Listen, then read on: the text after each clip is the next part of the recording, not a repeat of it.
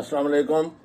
मैं हूं आपका होस्ट सलीम बिन मोहम्मद रफ़ी और यह है मेरी यूट्यूब चैनल ज़मीर यूनिवर्सल। मैं जब ये अफरा तफरी और ये जो मैं हाई हेडेडनेस ऑफ ये पुलिस और स्पेशली यहाँ इस वक्त मैं औरतों को देख रहा हूँ और मैं एक जो ब्यूरोक्रेट है जो एक बड़ी हाई पोजीशन के ऊपर CSP officer, x CSP officer, now the most honest journalist, the writer और ये मकबूल, उसकी आपको बता रहा हूं कि इनका क्या हाल है। अब जो मर्जी जिसको मर्जी करें और वो ना बाज आएंगे, ना ही आप उनका कुछ कर सकते हैं। और जब से पाकिस्तान बना है अच्छे बुरे आपको जजेस में भी मिलेंगे लोग और अच्छे बुरे आपको ये आर्मी चीफ और जो ISI जो अदारे जो हमारे बॉर्डरों के मुहाफ़िज़ करने के लिए रखे गए हैं और जिनको तनख्वाह देते हैं और इतने इतने पर्क्स देते हैं, उनमें भी होंगे। अब गेहूं के साथ गुन भी पिस जाता है। तो ये अगर ये कहा जाए कि एक अदारे को कि एक गंदी मछली जो है वो पूरे तालाब को गंदा कर देती है, तो वो फिर 75 साल में कई गंदी मछलियां आई और कईयों ने तो खुद आकर इकरार किया उनके ज़मीर ने कि ये देखें भाई हमें भी जॉब करना होता है, तो अगर कोई पॉलिटिकल मर्डर हुआ है हमने, तो मैं जस्टिस नसीम हसन शाह साहब की वो जो मैं कोट कर रहा हूँ कि जैसे उन्होंने आकर एक चैनल के ऊपर कहा कि वो था जुडिशियस मर्डर था जुल्फ़िकार अली भुट्टो का। तो इस तरह के आप अंदाज़ा कर लें कि ये जो इस वक्त आप ख़वातीन को देख रहे हैं, किसी की ये माँ है और ये जो बच्ची हैं जो उसको कर रही हैं और जो हल आपको और ये मकबूल साहब दे रहे हैं, मेरा ख्याल है ये पहली दफ़ा मैंने देखा है कि सिचुएशन एनालिसिस के बताए वो आपको हल बता रहे हैं कि इसका हल क्या है। चीफ जस्टिस कोई भी हो, काजी हो, नॉन काजी हो, जो भी हो, नाम उसका जो मर्जी हो, वो कुछ नहीं कर सकता इम्प्लीमेंटेड जब तक कि ये commissioner, deputy commissioner, bureaucracy, police और IG पुलिस से लेकर SHO तक ये जो लोग जाकर उनका कहना मान के करते हैं। और ये इतना शौर इस कौम में है नहीं कि वो कहें कि नहीं जी ये इलीगल चीज़ है, हमने नहीं करना, कि कल को वी विल हैव टू पे थ्रू आवर नोज। तो ये हल और ये मकबूल साहब जो बता रहे हैं, और ये बड़ी सख्त गलती होगी इमरान खान की भी और मैं दूसरी पार्टियों में भी जो लीडर जो वाकई इस जो मैनस को इसके लिए कुछ इसका इलाज करना चाहते हैं और उनको फिर ये इन लोगों को संभालना पड़ेगा। तो फिर जुडिशरी भी बेबस होगी और ये आपकी ये जो सो कॉल्ड एस्टैब्लिशमेंट जो है ना वो भी बेबस होगी। सिर्फ कानून की हुकूमत होगी, लेकिन आपको ग्रास रूट्स पे इन लोगों को करना पड़ेगा। उस SHO को अकाउंटेबल बनाना पड़ेगा जिसने FIR काटी या बगैर किसी वारंट के इनको अरेस्ट किया और इंसल्टिंग, इंडिग्नेंट, और ये ऐसे हैं। तो इसी तरह वो जो लोग मिसिंग पर्सनस हैं, इसी तरह वो लोग जिनको चक्कियों में बंद किया जाता है, इसी तरह वो लोग जो इस वक्त थथला रहे हैं या पागल हो गए हैं, इसी तरह वो जिनके वो बेड रूम्स में जाकर आप उनके जो वो ऑब्सीन वीडियोस बनाते हैं, ये बाजवा को पकड़ लें या फलाने को पकड़ लें या ये कर लें, वो ये ऊपर से जो एक तालाब से मछली पकड़ने वाली बात है, उससे जो अंदर जो ओशन के अंदर जो गंदगी है वो आप नहीं कर सकेंगे। उसके करने के लिए मैं 100% में इसे समझता हूँ हर जो डिसीजन मेकर जो हैं जो इस वक्त जो है कि वो सारी मसलतें छोड़ दें, इस गंदगी को सबसे पहले करें ताकि बेसिक ह्यूमन राइट्स सबके प्रोटेक्टेड हो, सबकी इज्जत प्रोटेक्टेड हो, चादर चार दीवारी प्रोटेक्टेड हो। इन छोटे से मुख्तसर इंट्रोडक्शन के बाद मैं आपको उनकी बातें बताना चाहता हूँ कि इसमें मकसद सिर्फ ये है, मेरा किसी पार्टी से ताल्लुक नहीं है और मेरे बहुत सारे शागिर्द और मेरे बहुत सारे अजीज रिश्तेदार बड़ी हाई पोस्टों पे हैं, जुडिशरी में भी हैं, आर्मी में भी हैं, फॉरेन सर्विस में भी हैं, प्रोफेशंस में भी हैं। तो क्या करें, अगर एक उंगली हमारी अगर ख़राब है तो क्या उसको काट दें? मेरा ख्याल है कि इलाज जो है वो उसके काटने से बेहतर है। तो ये बेस्ट है कि इसके लिए उसके ऊपर बजाय बार बार हम टेलीविजन चैनल्स के ऊपर वो सिचुएशन एनालिसिस, इसमें ये है, इसमें ये हो गया, इसमें फलाने ने ये कह दिया, उनकी बार बार वो रेटरिक सुनने के बजाय जो हल बताया है इन्होंने इस हल की तरफ बढ़ें। और पहले भी गलती की कि उन्होंने 3-4 जगह उनकी हुकूमत थी, अगर नहीं करते तो ये कुछ भी नहीं होता। तो जितना ये पलंदा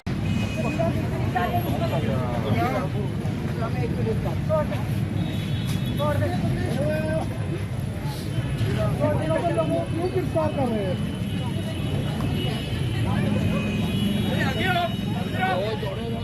खाट उठ जाएगा ही, दौड़ दौड़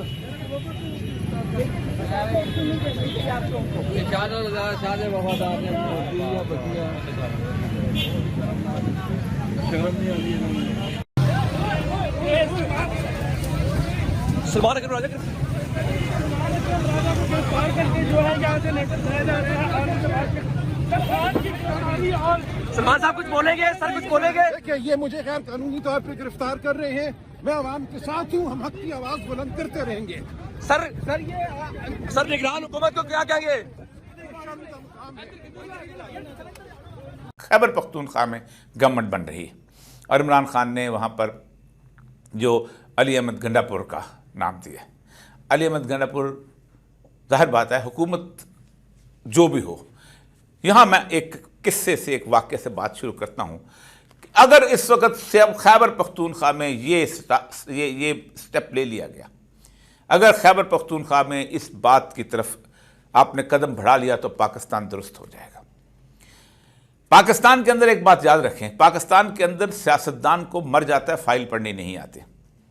जर्नैल हमारे साथ काम करते रहे हैं, हमारे ऑफिसर भी रहे हैं, हमारे ऊपर वजीर भी लगते रहे हैं, इनको 8-8 10 साल लग जाते हैं, जो है वो पता नहीं चलता। मुझे अच्छी तरह याद है कि जब मुशर्रफ साहब ने ये मॉनिटरिंग टीमें बनाई थी तो मुझे कोर कमांडर कोयटा ने कहा था कि आप इनको रेवेन्यू के बारे में बता दें, और मुझे 2 घंटे दिए थे। तो आप उसके बाद कहा कि वह तुम बता दो, तो मेरे पास आके आप एक कप कॉफ़ी का पिए। मैं कॉफ़ी पीने गया तो मुझे कहा कि जनाब, मैं उस वक्त director general social welfare and women development था, कि डीजी साहब आपने इनको पटवारी की चालाकियाँ बता दें।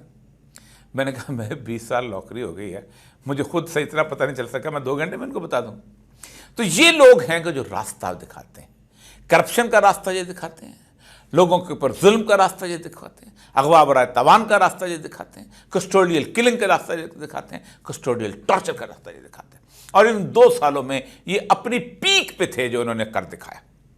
तो अब अगर आपकी केपीके के अंदर गवर्नमेंट बनती है तो सबसे पहली बात तो ये है कि आपको इस ग्रुप के साथ डील करना पड़ेगा। सबसे पहले आप इनको एक मिसाल बनाएंगे पूरी पाकिस्तान के लिए कि जो शख्स भी आईन और कानून की किताब को बाला ताक रखकर एक जैसे हुंडे के डेरे की तरह एक थाना बिहेव करता है, एक एसपी का ऑफिस बिहेव करता है, एक डीसी का ऑफिस बिहेव करता है, एक आईजी का ऑफिस बिहेव करता है, तो आप उसको वैसी सज़ा देंगे जैसी एक गुंडे के, जैसे एक कच्चे के डाकू के, और जैसे एक अगवा करने वाले के, या ऐसे कस्टोडियल टॉर्चर करने वाले को दी जाती है। 1988 में मैं कोयटा में असिस्टेंट कमिश्नर था। जब इलेक्शन आए, हमने इलेक्शन करवाए। उस इलेक्शन करवाने के बाद हुआ ये कि जो उसकी असेंबली थी वहाँ स्प्लिट मैंडेट किस्म की सूरत हाल आई। एक तरफ अकबर बुगटी साहब और उनके साथ थी जमीयतुल उलमाए इस्लाम, और दूसरी तरफ दूसरी पार्टियां थीं जिसमें ज़फ़रुल्लाह जमाली साहब की मुस्लिम लीग और बाकी सारी पार्टियां थीं। दोनों तरफ 20-20 बराबर सीटें थीं, और उनमें से अगर एक बंदा स्पीकर वो ले आते हैं तो इस तरफ 19 रह जाती थी, तो बुगटी साहब खुद ब खुद जीत जाते थे। तो सरदार बारोदी साहब जो थे उनको उन्होंने स्पीकर लगा दिया, लेकिन बनाया था, और उसके बाद इलेक्शन होने थे। उसके बाद एक वोट की सूरत हाल जो बन गई थी, कमी की, तो उन्होंने सोचा अगर जमीयतुल उलमाए इस्लाम से या किसी और पार्टी से एक वोट खरीद लिया जाए तो 19-19 बराबर हो जाएंगे, तो एक स्पीकर अपना कास्टिंग वोट डालेगा तो चीफ मिनिस्टर बन जाए। मौलाना खुस्ती एक होते थे जो कि यूरोप के थे, उन्हें ख़रीदा गया, और मुझे याद है अच्छी तरह कि 2-3 दुकानें रात वक़्त खुलवाई गई जहाँ से 5 लाख रुपया निकाला गया, क्योंकि वो नकद मांग रहे थे, और वो नकद मांग के उन्होंने वहाँ पर आके उस पर तकरीर की। असेंबली जब शुरू हुई, तकरीर की, और उनका एक तरफ एक है बुगटी है, एक तरफ जमाली है, दोनों ही मुसलमान नहीं हैं, दोनों इस्लाम नहीं है, पता नहीं क्या क्या बात है। जैसे हमारे उलमा जब इल्ज़ाम लगाने पे आते हैं, मैं अपनी पार्टी से कहता हूँ कि किसी को वोट ना दें और निकल जाएँ, और वो वहाँ से निकल गए। इतने में शोर मच गया। बड़े अरसे के बाद असेंबली में लोग आए थे, गैलरी में से शोर मचा, ये हुआ, काउंटिंग जो है ख़त्म हो गई। ये मौलाना साहब जैसे बाहर आके खड़े हो गए। मैं उस वक्त अपनी सिक्योरिटी स्टाफ के साथ खड़ा था, मेरे पास आके खड़े हो गए, सिगरेट पंगा ड्राइवर से, सिगरेट पीना शुरू किया, और इनको बेचैनी हुई कि पता नहीं क्या हुआ। वहाँ पर अचानक जैसे ही अंदर हुए, शोर मचा हुआ था, तो बारोदी साहब ने वहाँ खड़े होकर कहा, okay let's start the counting, close the doors. वो क्लोज द डोर जब किया तो खोस्ती साहब अंदर थे, अब वो एक कुर्सी के नीचे छुप गए, लोग उनको निकालने की कोशिश करें, इतने में उन्होंने काउंट करके ऐलान कर दिया कि ज़फ़रुल्लाह जमाली जो हैं वो वज़ीर आला हैं। वो वज़ीर आला बन गए। केस चला, बेनज़ीर की गवर्नमेंट थी, केस एसएम ज़फ़र साहब यहाँ गए, असम्बली बहाल हुई, बुगटी साहब वज़ीर आला बन गए।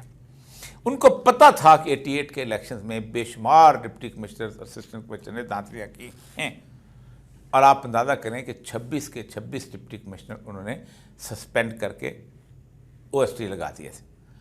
मैं खुशकिस्मती से बच गया था, क्योंकि मेरी सीट के ऊपर जो दांदी का चक्कर प्लान ख़राब हो रहा था, तो हमने उसमें, मैं रिटर्निंग ऑफिसर था, तो हमने हाफिज़ हुसैन अहमद साहब को दिया था।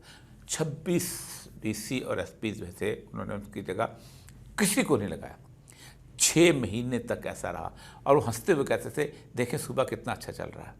ये अलग बात है कि फिर उनको मोहलत ना मिली, और उनके अंदर एक जो मिजाज था लोगों का, और बलूचिस्तान के अंदर वैसे भी ये है कि अगर कोई मेड चला जाए, यानी जिससे चाहते हैं कि हम चले गए माफ़ी मांगने के लिए, तो माफ़ कर देते हैं। और मुझे बहुत अच्छी तरह याद है कि 2 डिप्टी कमिश्नर समद लासी जो थे, एक लासी थे, समद लासी जो उनके वालिद थे, एक अब्दुल्ला जान तो थे, इनको तो ख़ास तौर पर उन्हें टारगेट किया हुआ था, क्योंकि इन्होंने मकरान में उनके ख़िलाफ़ बहुत ज़्यादा धांधली की थी।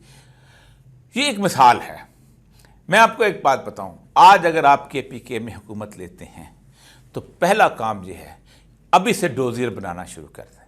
किसको अगवा किया गया, किसको कस्टोडियल टॉर्चर किया गया, कौन सी जगह पर जाके इन्होंने घरों के अंदर ट्रेसपास किया, किस जगह पर आके इन लोगों ने लोगों को मारा, कहाँ कर आपने इन्होंने झंडे, तमाम वीडियो एविडेंस अभी से आप तैयार कर लें और फिर इनको मिसाल बनाएं। इसलिए कि ये वो रेत की बोरियां हैं जिनके पीछे छुप कर वार किया जाता है। ये वो लोग हैं जो ढाल बनते हैं, ये वो लोग हैं, वो हर वो ये खत्म काम होना चाहिए। सिस्टर ऑर्गेनाइजेशन ने हमें कहा है, हम इसलिए कह रहे हैं, हम कुछ नहीं कर सकते। तुम मजबूर थे नहीं थे, तुम खड़े हो जाते। मैं खुदा की कसम उठा कहता हूं, किसी का बाप पाकिस्तान के अंदर इस किस्म की गिलास नहीं कर सकता। उनको तो रास्तों का नहीं पता होता कि थाने की नफनियां साथ जाती हैं, उनको तो ये नहीं पता होता कि फलां बंदा जो है वो उठता बैठता चलता किस तरह से। इतने से लोग जो हैं उनको लेके वो पाकिस्तान के ऊपर कब्जा कर सकते हैं। सिर्फ है, किसी और की जरूरत नहीं है। पाकिस्तान के अंदर अगर आप सिविल सर्विस का काबा दुरुस्त कर गए हैं और किबला दुरुस्त कर गए हैं और सिविल सर्विस को सजा मिल गई है तो मिल गई, और इसके अंदर SP हो, मुझे पता है मसाइल, बड़े मसाइल होंगे, ऐसे मसाइल होंगे कि फेडरल गवर्नमेंट विड्रॉ करती रहेगी, हम SP को विड्रॉ करते हैं, हम DC को विड्रॉ करते हैं, हम उसको चार्जशीट नहीं, कोई चार्जशीट करने की जरूरत नहीं है, डिसिप्लिनरी प्रोसीडिंग की जरूरत नहीं, क्रिमिनल केस रजिस्टर करें। एक SP अगर अपने घर में जाके अपनी बेटी को थप्पड़ मारता है तो क्या उसके ऊपर डिसिप्लिनरी प्रोसीडिंग होगी? तो क्या दूसरों की बेटियों को थप्पड़ मारने के ऊपर उसके ऊपर डिसिप्लिनरी प्रोसीडिंग होगी? नहीं। उन्होंने लोगों की माओ बहनों के दुपट्टे छीने, इसके ऊपर बाकायदा वही केस होगा जो अपने किसी दूसरे की जाति का, अपनी भतीजी भांजी की के ऊपर थप्पड़ मारने का केस बनता है।